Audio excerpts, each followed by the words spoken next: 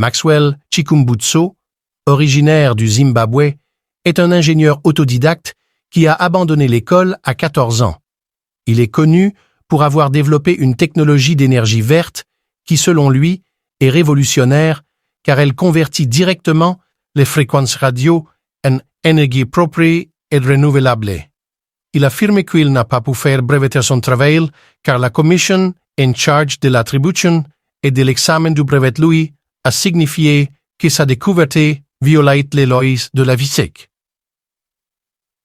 Luis Kupenala, homme d'affaires angolais basé en Afrique du Sud et président du groupe Bongani, fait partie des rares Africains qui ont investi dans la société Scythe Technologies de Maxwell Chikumbutso.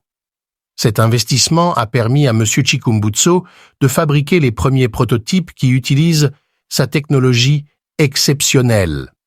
Il a pu, par exemple, mettre en œuvre et implémenter cette technologie dans une voiture, ce qui en fait le premier véhicule électrique au monde qui convertit les radiofréquences en énergie. La première voiture électrique autonome est alors née.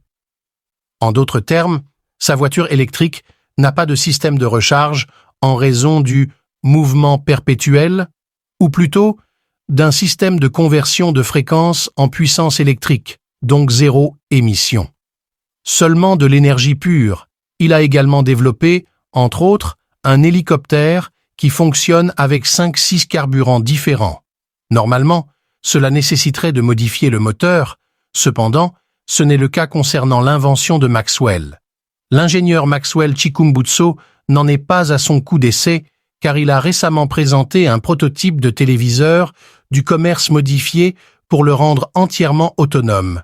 Il s'agit d'un téléviseur standard dont l'alimentation est assurée par un module à énergie libre qui permet la transformation des fréquences électromagnétiques en électricité.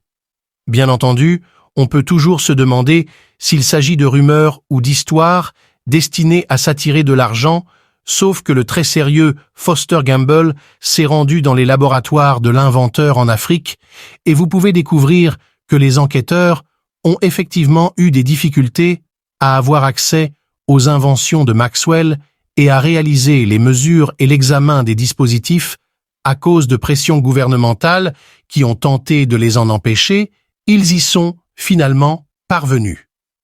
Le dispositif à énergie libre a quant à lui pleinement démontré sa capacité à alimenter des appareils très gourmands en énergie. Abonnez-vous à ma chaîne pour ne manquer aucune vidéo.